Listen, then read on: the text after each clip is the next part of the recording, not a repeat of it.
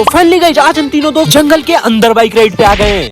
ये देखो भाई चालान कट गई, लेकिन हमारी नहीं, इस भैया की। तो फाइनली हम तीनों दोस्त निकल जाते हैं जंगल बाइक राइड पे। और आज मैं काफी ज्यादा खुश हूँ भाई, वो तो आपको मेरी मुस्कान से ही पता चल रहा होगा। और फाइनली अब हमने जंगल के अंदर एंटर कर जाते हैं। और भाई मेरे को समझ ही नहीं आ रहा था, इन लोगों ने मुझे जंगल के अंदर ले ही जा रहा था। मेरी किडनी तो चोरी नहीं कर लेगा भाई। लेकिन फाइनली गाइस हम अपने मेन पॉइंट पे पहुंच जाते हैं। और मैं इन गायों के पास जाता हूँ, लेकिन ये डर जाती है मुझसे। भाई हमारा मेन टास्क है यहाँ से यहाँ तक जाना।